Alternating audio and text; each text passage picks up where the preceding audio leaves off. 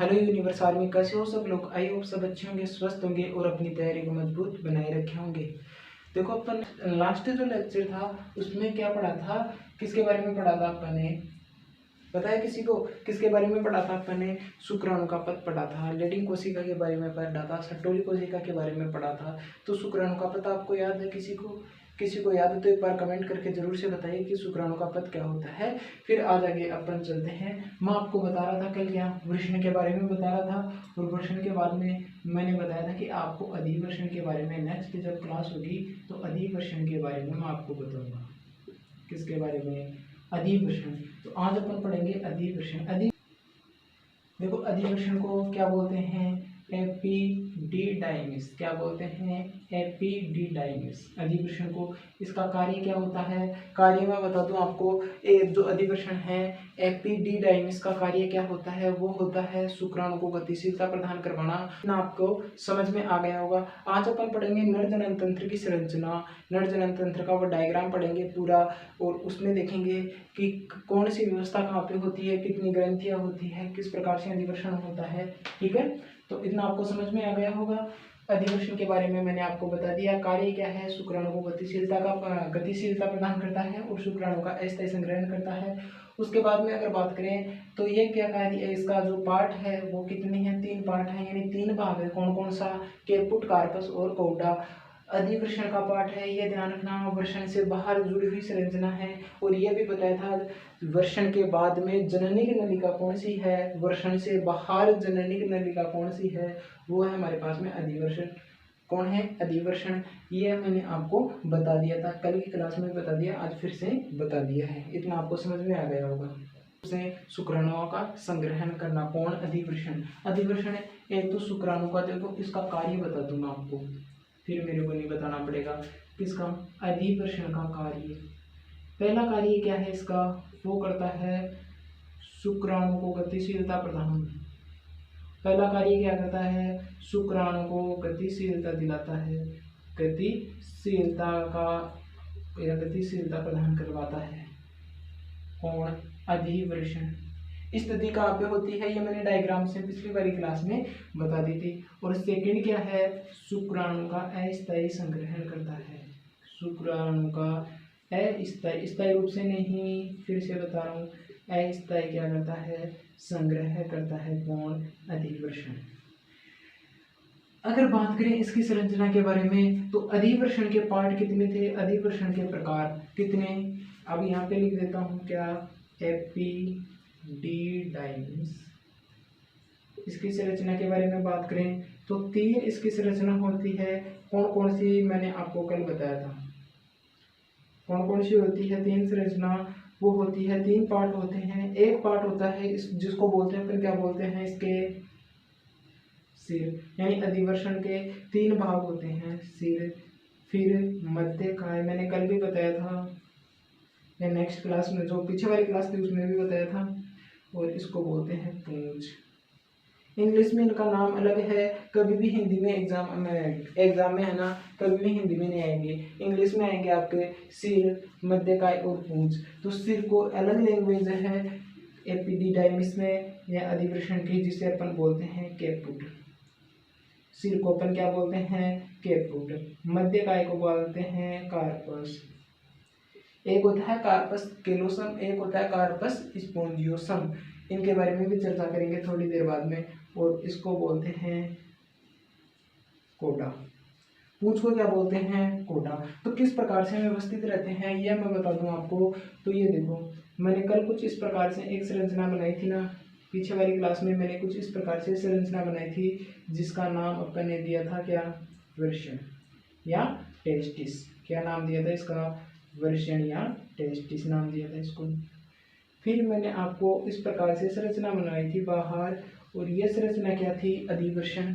ये मैंने आपको बताया था कि ये संरचना क्या है? अधिवृषण। अधिवृषण। और अधिवृषण वाले भाग को, ऊपर वाले भाग है उसको बोलते हैं सिर, मध्य वाले को बोलते हैं मध्यकाय, और जो नीचे वाला भाग है उसको क्या बोलते हैं? क्या बोलते हैं? पूंछ। तो पहला भाग है इसको अपन क्या बोलते हैं? इंग्लिश में कैपुट, या फिर अपन देखते हैं बायोलॉजी की लैंग्वेज में सिर को क्या बोल रहे हैं, कैपुट। फिर इसे बोलते हैं कार्पस। कभी कभी क्रम बनवा लेता है आपसे एग्जाम में क्वेश्चन, क्वेश्चन कैसे देगा कि क्रम क्या होता है, कैपुट, कार्पस और कोडा। तो आपको ये ध्यान रखना है। ये क्या है, अधिवृषण की संरचना है। तो अधिवृषण के बारे में आपको समझ में आया कि नहीं आया। कल मैंने एक बात बताई थी क्या, कि जो अपने पास में होता है शुक्राणु बनता है, वो शुक्राणु वृषण से बाहर निकलता है। तो पहली बार बाहरी संरचना कौन सी है, अधिवृषण है।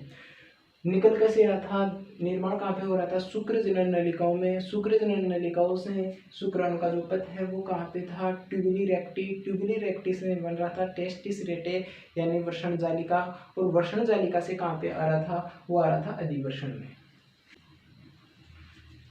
आज अपन पढ़ेंगे, वो पढ़ेंगे नर जनन तंत्र। नर जनन तंत्र, मेल रिप्रोडक्टिव सिस्टम, नर जनन तंत्र। नर जनन तंत्र की बात करें तो क्या होता है इसमें, डायग्राम कुछ ऐसा ही बने तो ध्यान रखना, क्योंकि डायग्राम अच्छा नहीं बनता मेरे से। नर में कितने होते हैं, एक जोड़ी वृषण, यानी दो क्या होते हैं, वृषण होते हैं। साथ साथ देख लेना, इसके ऊपर क्या होती है, ऐसी संरचना होती है जिसको अपन बोलते हैं अधिवृषण। क्या बोलते हैं, अधिवृषण। अधिवृषण से क्या निकलती है, शुक्रवाहिनी। क्या निकलती है, शुक्रवाहिनी। दोनों अधिवृषणों से एक एक शुक्रवाहिनी निकलेगी, और जो कि शुक्राणु का क्या करेगी, शुक्राणु के गमन में सहायक होगी। ठीक है, ये शुक्रवाहिनी है। शुक्रवाहिनी के बाद में अगर बात करें तो कुछ इस प्रकार से अपने पास में क्या होता है, ये होता है अपने पास में मूत्राशय। ये क्या होता है, मूत्राशय। फिर इनके बाद में अगर बात करें तो ये यहाँ तक आ जाएगी, आगे शुक्रवाहिनी आगे आ जाएगी, और इसके नीचे क्या होगी, प्रोस्टेट ग्रंथि, जो कि एक होगी। प्रोस्टेट ग्रंथि एक होगी। फिर अगर बात करें ऊपर से, मूत्राशय में क्या आएगी, मूत्रवाहिनी आएगी। आएगी कि नहीं आएगी, मूत्राशय में क्या आएगी, मूत्रवाहिनी आएगी। ये क्या है, मूत्रवाहिनी। कहाँ पे आ रही है, मूत्राशय में। ये अपने पास में है शुक्रवाहिनी, जहाँ से क्या आ रहे हैं, शुक्राणु है ना, वो क्या कर रहे हैं, गमन कर रहे हैं। फिर अगर बात करें किसका, प्रोस्टेट ग्रंथि के बाद में नीचे क्या होगी, स्क्लर नलिका, और ये क्या आ जाएगा, पेनिस। क्या आ जाएगा, पेनिस, या फिर इसको अपन बोले हैं सीसन। ये क्या आ जाएगा, सीसन।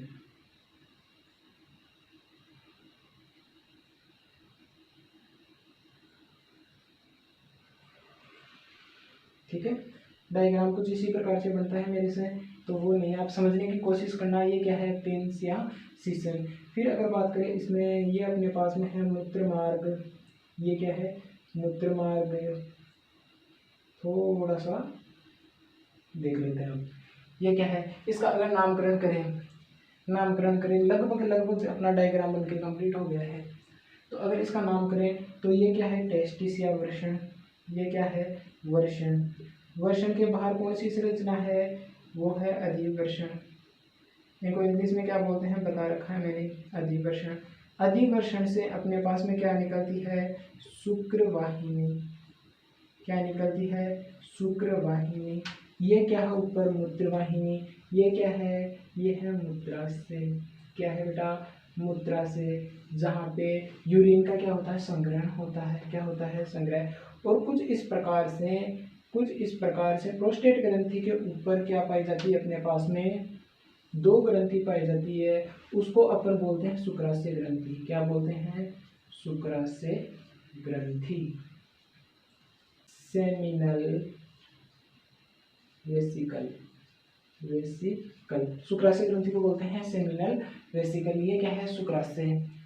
फिर दो होते हैं, यानी एक जोड़ी होती है, लेकिन ओनली फॉर एक, यानी जोड़ी में नहीं होती, सिंगल होती है, उसे अपन बोलते हैं प्रोस्टेट ग्रंथि। ये क्या है, प्रोस्टेट ग्रंथि। इनका कार्य क्या होता है, सब आगे बता दूंगा मैं। प्रोस्टेट ग्रंथि। फिर क्या हुआ, ये अपने पास में है मूत्र मार्ग। क्या है, मूत्र मार्ग। ये क्या है अपने पास में, सीसन। क्या है, सीसन या पेनिस। इसे अपन बोलते हैं सीसन मुंड। इसे अपन क्या बोलते हैं, सीसन विंड। और ये अपने पास में क्या है, पेनाइल मीटस, इसको बोलते हैं पेनाइल मीटस। इसके बाद में अगर यहाँ पे देखें तो यहाँ पे ग्रंथि होती है कुछ इस प्रकार से, इनको बोलते हैं अपन काउपर ग्रंथि या फिर बल्बोयूरेथ्रल ग्लैंड, इसको बोलते हैं काउपर ग्रंथि। क्या बोलते हैं इसको, काउपर ग्रंथि या फिर bulbourethral gland, bulbourethral gland, bulbourethral gland हो गई। और ये जो नलिका है, इस नलिका को बोलते हैं स्क्लन नलिका, स्क्लन नलिका।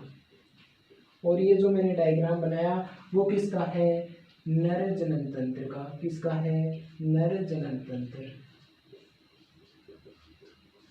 एक बार बना लो आप जल्दी से।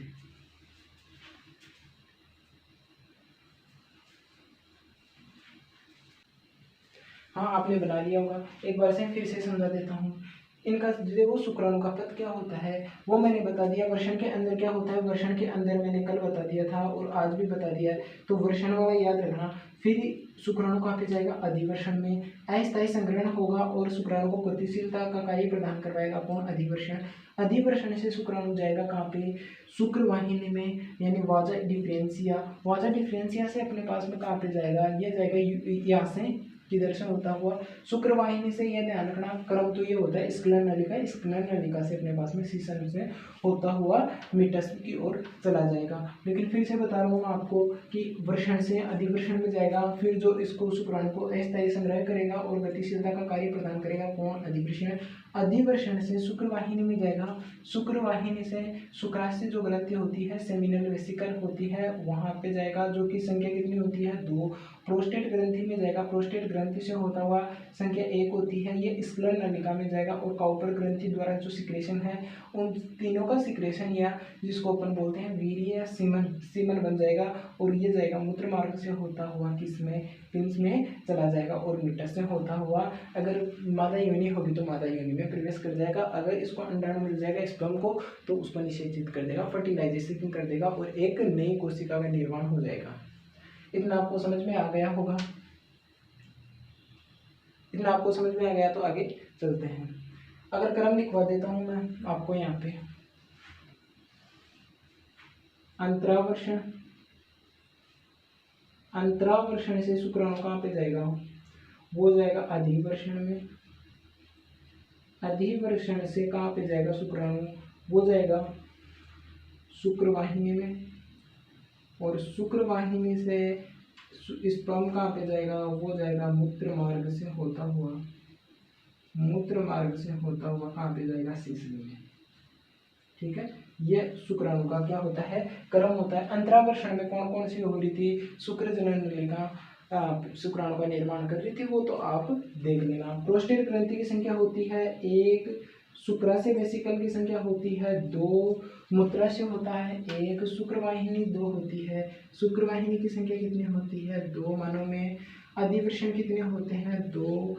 वृषण कितने होते हैं, 2, मतलब एक जोड़ी। बल्बोयूरेथ्रल ग्लैंड कितनी होती है, 2, जिसे अपन बोलते हैं काउपर ग्रंथि भी बोलते हैं। स्क्लन नलिका होती है 1, और ये तो आपको पता ही है। इतना आपको समझ में आ गया, चलो इसे इरेज कर देते हैं। अब देखते हैं मानव में जनन ग्रंथि, मानव में जनन ग्रंथि। अरे मंजिल यूं ही नहीं मिलती राही को, एक जुनून सा दिल में जगाना पड़ता है। पूछा चिड़िया से, पूछा चिड़िया से घोंसला कैसे बनता है, बोली तिनका तिनका उठाना पड़ता है। मेहनत करनी पड़ेगी मेरे दोस्तों, तभी आपको सक्सेस मिलेगी।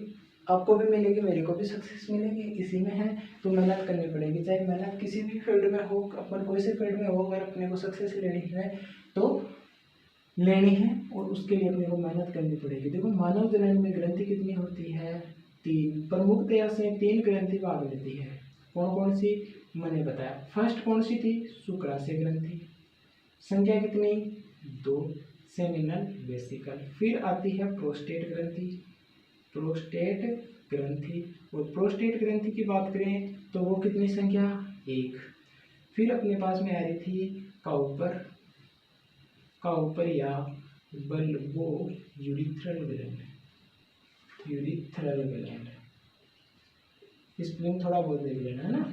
बल्बो यूरिथ्रल ग्लैंड, इसकी संख्या थी शुक्राशय ग्रंथि की 2, प्रोस्टेट ग्रंथि की 1, बल्बो यूरिथ्रल या काउपर ग्लैंड थी 2। ये क्या करती है, ये जो शुक्राणु होता है जाएगा, स्खलन होगा शुक्राणु का, तो शुक्राणु अकेला नहीं होता है, उसमें इनका सिक्रेशन होता है। इनका क्या होता है, इन तीनों ग्रंथियों का स्त्रावण होता है। इन तीनों ग्रंथियों के स्त्रावण को अपन बोलते हैं वीर्य। क्या बोलते हैं, वीर्य या सीमन। क्या बोलते हैं, वीर्य सीमन। शुक्राणु भी इनके साथ होगा, तो ये क्या बोलते हैं इनको, इन तीनों ग्रंथियों का स्त्रावण, जिसमें क्या होती है, फ्रक्टोज होती है, सिट्रिक एसिड होता है, कैल्शियम होता है और कई प्रकार के एंजाइम होते हैं। तो ये क्या है, इसका स्त्रावण और शुक्राणु, ये दोनों सम्मिलित रूप से क्या कहलाता है, वीर्य।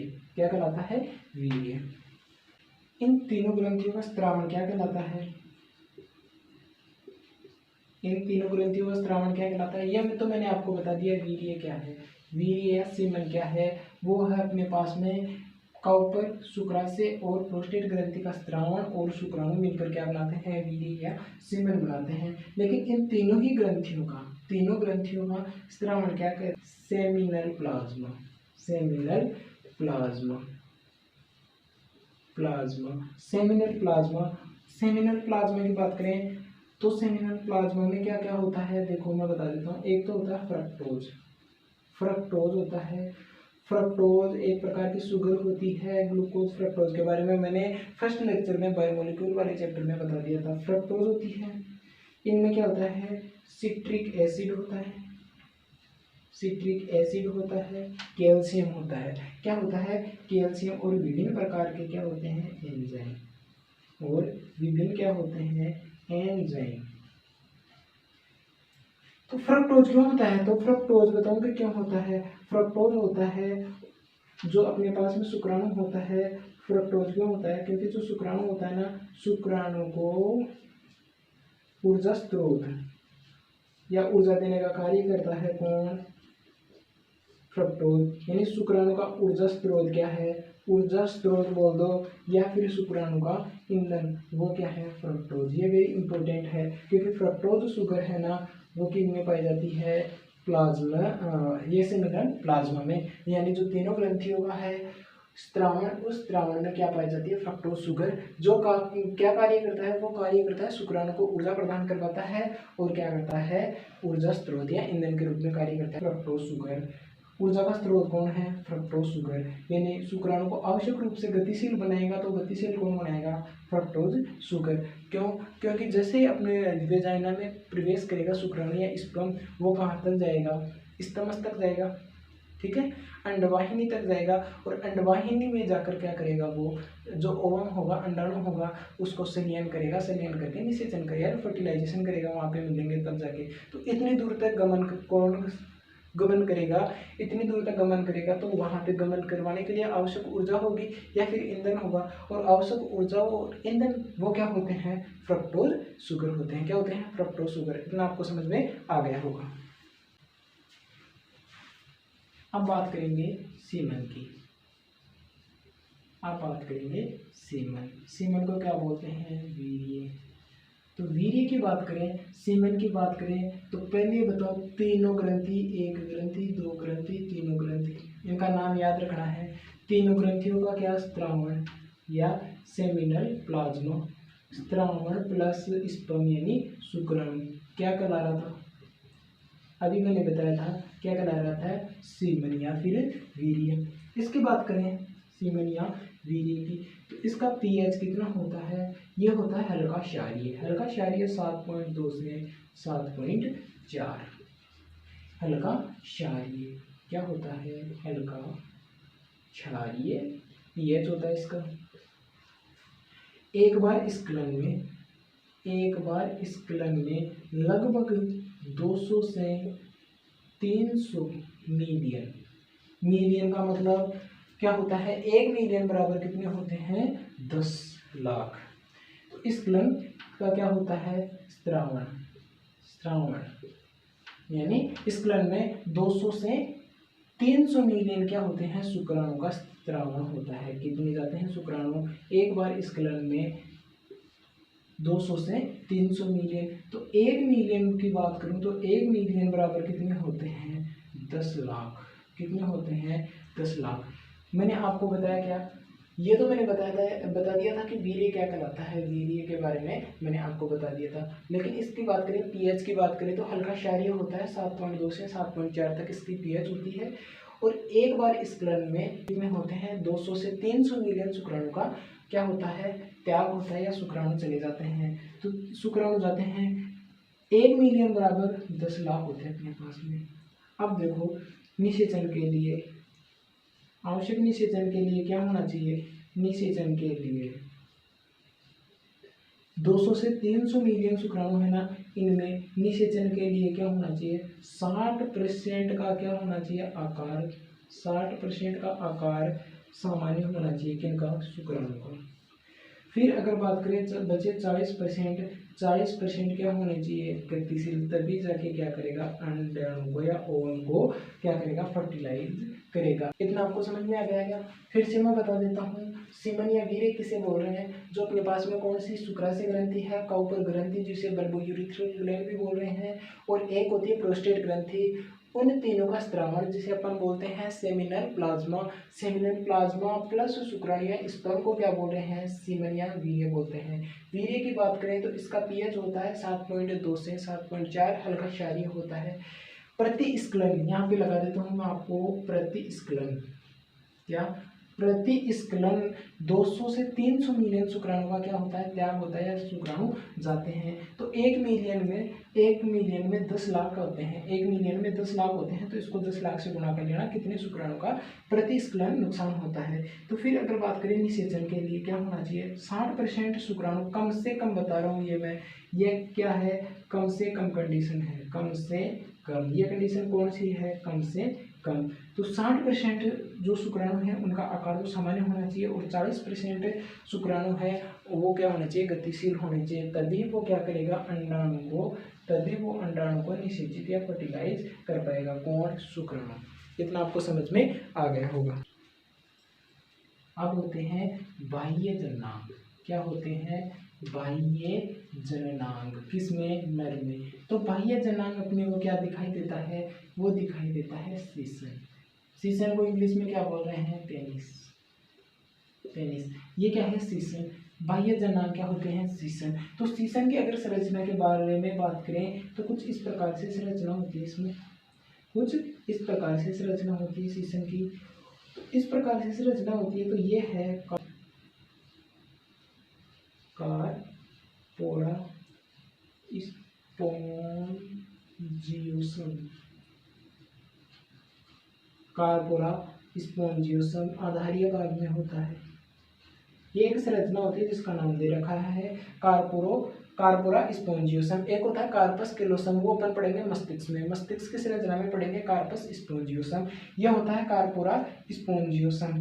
कार्पोरा स्पोंजियोसम ये अपने पास में है, इसको बोलते हैं कार्पोरा केवलोसा। कार्पोरा केवलोसा, कार्पोरा केवलोसा दोनों है। इनको दोनों को अपन क्या बोलते हैं? कार्पोरा केवलोसा। इसमें एक होता है इरेक्टाइल उत्तक या टिश्यू, जो कि उत्तेजक उत्तक होता है। उत्तेजक उत्तक होता है। तो उत्तेजक उत्तक होता है, ये क्या करता है? जो इरेक्टाइल उत्तक है ये कार्पोरा केवलोसा और जो कार्पोरा स्पोंजियोसम है इनको क्या करता है? एक्टिव करता है। तो सीसन क्या करने लग जाता है? खड़ा हो जाता है। और मैथुन के समय ये क्या होता है? सीसन खड़ा होता है। तब इरेक्टाइल उत्तक काम में आते हैं। इरेक्टाइल उत्तक काम में आते हैं और कार्पोरा स्पोंजियोसम और कार्पोरा जो केवलोस है वो एक्टिव हो जाते हैं और सीसन क्या हो जाता है? खड़ा हो जाता है। ये अपने पास में बाह्य जननांग के बारे में था। अब कल अपन पढ़ेंगे शुक्र जनन, स्पर्मेटोजेनेसिस। किस प्रकार से शुक्राणु का निर्माण होता है? बाह्य अपन ने देखा मानव में किस प्रकार से शुक्राणु वृषण होते हैं, अधिवृषण होते हैं, किस प्रकार से कितनी क्या ग्रंथि होती है, ये अपन ने पढ़ा। बाह्य जननांग पढ़ा, यानी जनन तंत्र के बारे में पढ़ा। लगभग जनन तंत्र कंप्लीट हो गया है। अब नेक्स्ट जब भी क्लास होगी उस क्लास में अपन पढ़ेंगे शुक्र जनन। यानी शुक्राणु किस प्रकार से बनते हैं, वो बनते हैं किस प्रकार से, वो नेक्स्ट क्लास में देखेंगे। अगर क्लास आपको पसंद आई है तो अपने दोस्तों के पास, रिश्तेदारों के पास क्लास को ज़्यादा से ज़्यादा शेयर कीजिए, चैनल को लाइक शेयर सब्सक्राइब, और उसके बाद में क्या करना है, क्लास को अपने स्टेटस पे लगाना है, सबको बताना है। जो यूजफुल क्लास है, जिनके लिए यूजफुल है, उनको सबको बताना है, क्लास को ज़्यादा से ज़्यादा शेयर करना है और अपना प्यार दिखाते रहना है, पढ़ते रहना है। मिलते हैं जल्दी ही नेक्स्ट क्लास में, तब तक के लिए जय हिंद जय भारत।